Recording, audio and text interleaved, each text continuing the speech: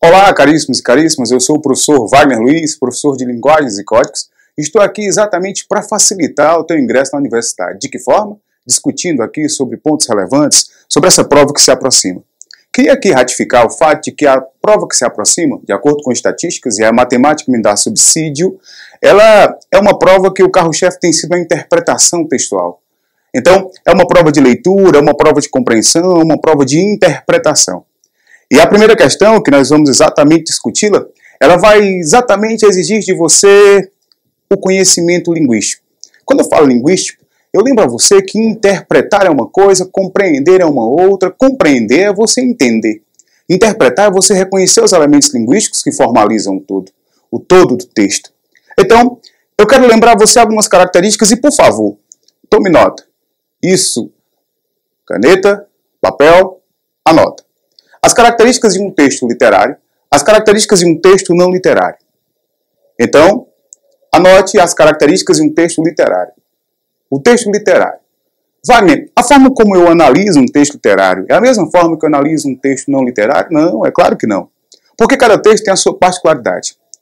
Então, como cada texto tem a sua particularidade, cada texto vai exigir de você um grau de conhecimento. Um grau de conhecimento. Esse grau de conhecimento é aquilo que o Enem chama de habilidade.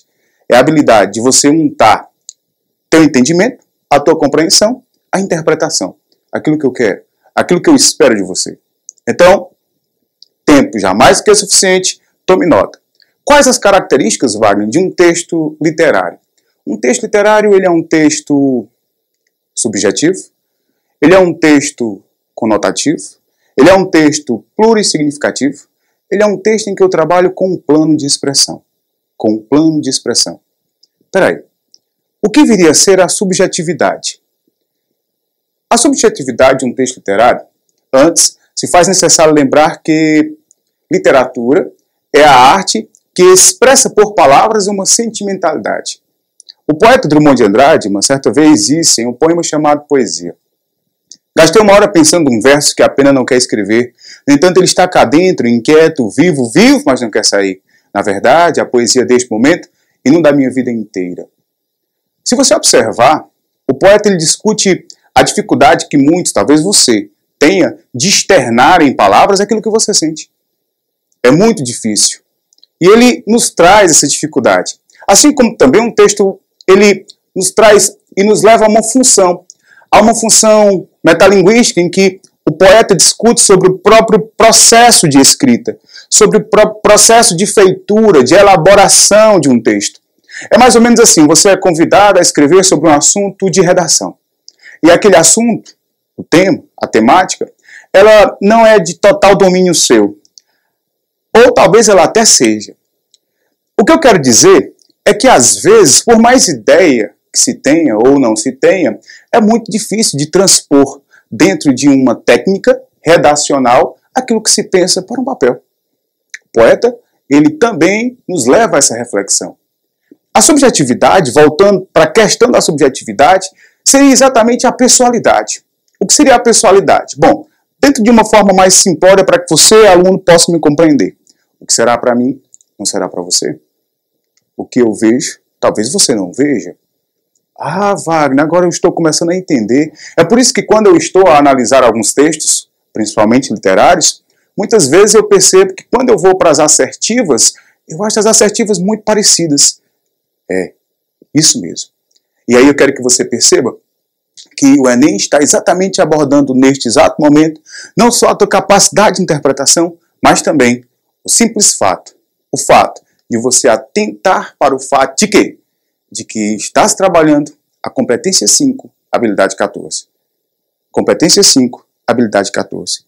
Que é uma forma de você reconhecer o estilo, o movimento, a escola literária dentro de uma contextualização histórica. Lembra você que a literatura ela é arte, e a literatura, por ser arte, é uma forma de representar. É uma forma de representar o quê? Os costumes de uma sociedade. é válido você salientar que sempre na análise de um texto literário, você não pode desvencilhar, segregar a literatura da história. Por que você não pode? Você não pode segregar porque se a literatura enquanto arte ela é representativa, ela tem que literalmente representar os costumes, as vivências que a história como ciência registra. Então, quando você vem para os estilos literários, você vai perceber que cada estilo tem a sua nuance, tem a sua ideologia, o que vai fazer com que o texto torne-se subjetivo. Entendeu? Então, para que nós possamos compreender, a segunda característica é a conotatividade. Anota, a primeira foi subjetividade, a segunda, conotatividade. O que seria a conotatividade? Conotação é quando a palavra é empregada no sentido figurado, no sentido irreal, no sentido falso. Comprei um doce para o meu doce amor. Quantas vezes eu empreguei a palavra doce? 2 vezes? Qual dos doces é real? O primeiro ou o segundo? Exatamente, o segundo. Quando eu falo que eu comprei um doce, comprei o doce, CC6H12O6, glicose, açúcar. Quando eu falo que você é um doce, eu quero dizer o que, na verdade? Na verdade, eu estou dizendo que você é uma pessoa meiga, afável, carinhosa, coisa desse tipo. Daí a conotatividade. A outra característica, tome nota, é a plurissignificação. Mas Wagner, o que seria a plurissignificação? A plurissignificação é quando o texto ele assume mais de um sentido. É quando o texto assume mais de um significado.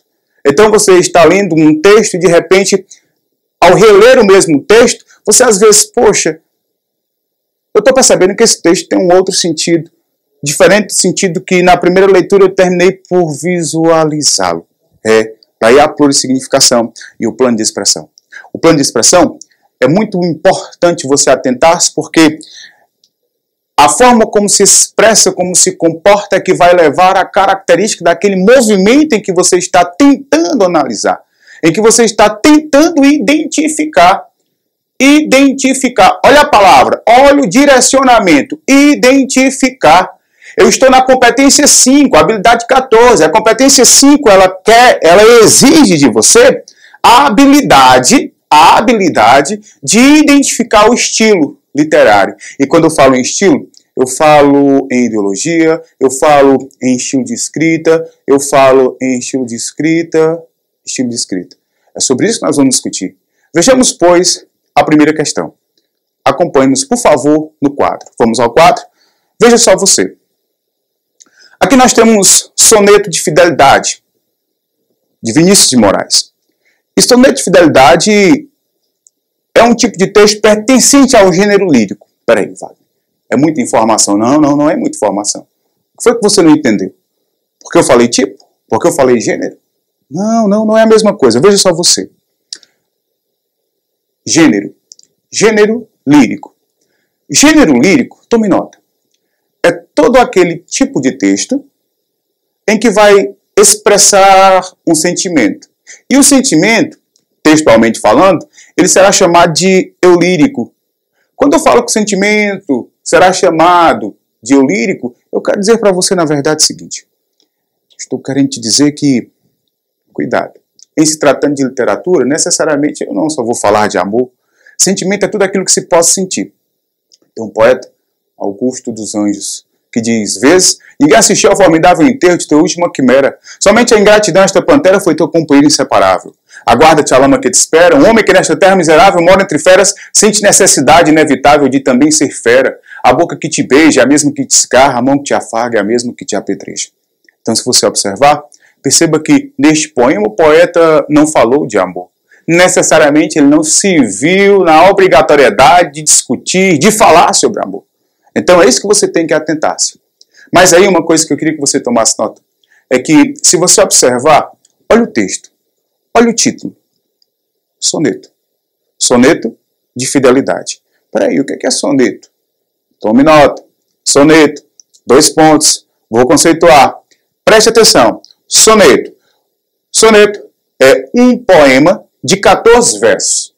Soneto é um poema de 14 versos. Mas peraí, Wagner Luiz, Verso. O que viria a ser verso? Calma, eu vou simplificar. Verso. Versos corresponde a cada linha de um texto. Então, se eu tenho um texto, um poema, de 15 linhas, eu vou dizer que ele tem 15 versos. Se eu tenho um poema de 14 linhas, eu vou dizer que eu tenho 14 versos. Então, soneto. Soneto de fidelidade ao texto. Acompanhe a leitura. O texto diz assim: de tudo, meu amor, serei atento, antes se contar o zelo e sempre tanto, que mesmo em face mora encanto, dele se encante mais o pensamento. Quero viver em cada bom momento, e em seu louvor de espalhar meu canto, e rir meu riso, derramar meu pranto, ao seu pesar, ao seu contentamento.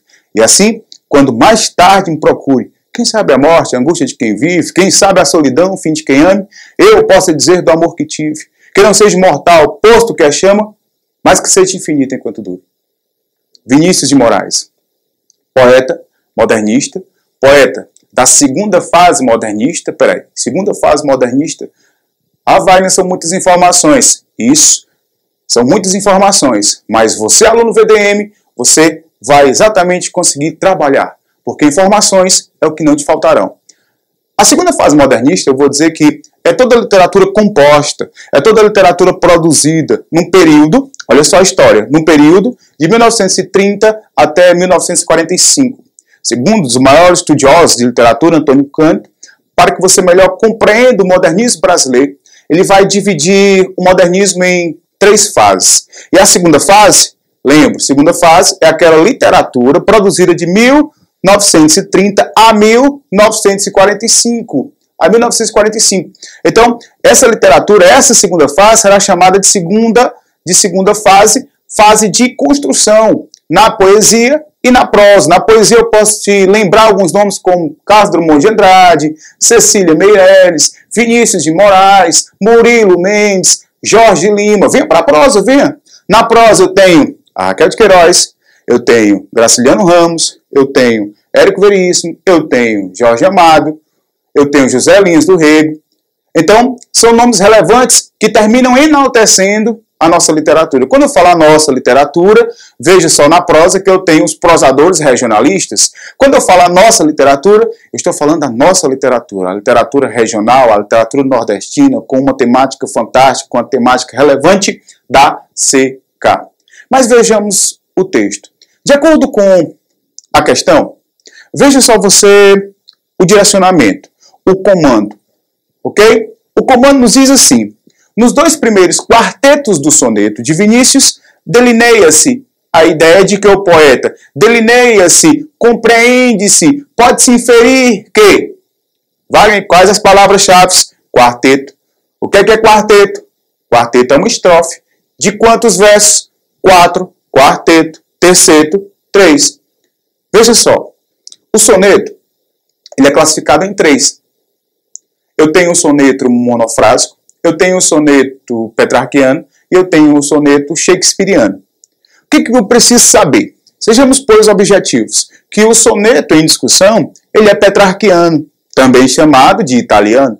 Significa dizer que eu tenho 4 estrofes conjunto de versos, formado por 2 quartetos e 2 tercetos. 4 e 4, 8, mais 3, 11, mais 3, 14. Você tomou nota anteriormente e viu que o soneto ele é um poema de 14 versos.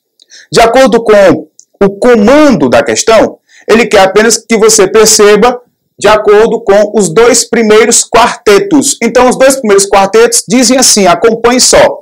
Veja, de tudo, meu amor, seria atento, antes de contar o zelo e sempre tanto, que mesmo em face mora encanto, dele se encante mais meu pensamento. Primeiro. Segunda estrofe, de tudo ao meu amor será atento, antes de contar os ele sempre tanto, que mesmo em face mora encanto, dele se encante mais meu pensamento. Quero vivê-lo em cada bom momento, em seu louvor de espalhar meu canto, e rir meu riso, derramar meu pranto, ao seu pesar, ao seu contentamento. Ora, Vinícius fala sobre o quê? Vinícius fala sobre amor. Que tipo de amor? Amor fiel. Se você observar, ele cogita a possibilidade de ser tão fiel que não vai trair nem em pensamento.